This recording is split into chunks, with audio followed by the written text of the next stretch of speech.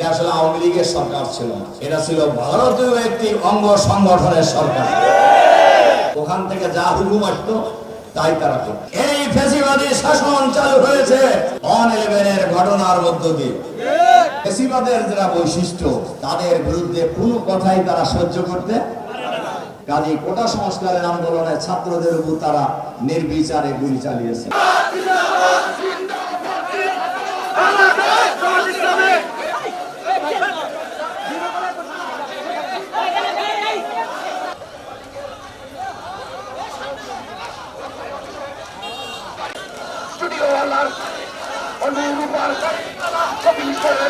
দীর্ঘ 16 বছর বাংলাদেশের একটি ফ্যাসিবাদী শাসন চালু ছিল এবং এই ফ্যাসিবাদী শাসন চালু হয়েছিল 2006 সালের 28 অক্টোবর পল্টন হত্যাকাণ্ডের মধ্য দিয়ে।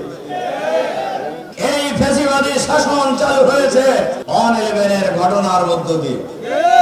এই ফ্যাসিবাদী শাসন চালু করার জন্য 2008 সালে যে নির্বাচন হয়েছিল, এই নির্বাচন হয়েছিল মঈনুদ্দিন ফখরুদ্দিন আর শেখ হাসিনা এবং ভারতীয় গোয়েন্দা সংস্থা রয়ের ত্রিপক্ষীয় ষড়যন্ত্রের সমঝোতার নির্বাচন।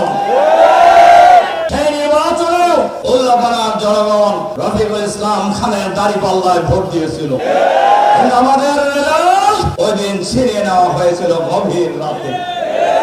অন্যরাও প্রার্থী ছিল, কারো কারো জামানত বাজেয়াপ্ত হয়েছে। এটা সবাই জানে, উল্লাপাড়ার লোকদের কারোই অজানা নয়। 2008 সালের 29 ডিসেম্বর এই ষড়যন্ত্রের নির্বাচনের পর 2009 সালে শেখ হাসিনার নেতৃত্বে সরকার গঠন করে আওয়ামী লীগ। এটা আসলে আওয়ামী লীগের সরকার ছিল না, এটা ছিল ভারতীয় একটি অঙ্গ সংগঠনের সরকার।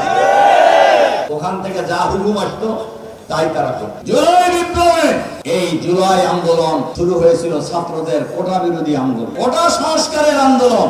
এই আন্দোলন সরকার পতনের আন্দোলন ছিল না। ফ্যাসিবাদের যারা বৈশিষ্ট্য, তাদের বিরুদ্ধে কোনো কথাই তারা সহ্য করতে কাজী কোটা সংস্কারের আন্দোলনে ছাত্রদের উপর তারা নির্বিচারে গুলি চালিয়েছে। আর একটা কথা বলা দরকার, এখন হয়তো অনেকেই আমরা ক্ষমতায় যাওয়ার জন্য পাগল হয়ে গেছি, কিন্তু আমরা তো 16 বছর আন্দোলন করছি, আমরা হাসিনার কিছু করতে পারছিলাম। এই ছাত্ররাই তো জুলাই বিপ্লবের মধ্য দিয়ে শেখ হাসিনাকে পদত্যাগ করতে বাধ্য হয়েছে এবং মাত্র 1 মাসের ব্যবধানে প্রায় 2000 মানুষ জীবন দিয়েছে। প্রথমে আন্দোলন ছিল ছাত্রদের, কিন্তু শেষ পর্যায়ে রাজনীতিবিদ, কৃষক, রিক্সাওয়ালা, ঠেলাওয়ালা, ভ্যানওয়ালা, ফুটপাতের দোকানদার, বিশ্ববিদ্যালয়ের শিক্ষক, কর্মকর্তা, ছাত্র ছাত্রী, এমনকি সেনা পরিবারের সদস্যরা রাজপথে হাসিনার পদত্যাগের দাবিতে আন্দোলনে নেমেছিল। এরা কোন দলের আন্দোলন ছিল না। এ কারণে এই বিপ্লবে যারা শহীদ হয়েছে, যারা জীবন দিয়েছে, আজকের এই প্রথম বিপ্লবের শাহাদাত বার্ষিকীতে আমি এই বীর শহীদদেরকে আমি স্মরণ করছি এবং সরকারের কাছে আহ্বান জানাচ্ছি।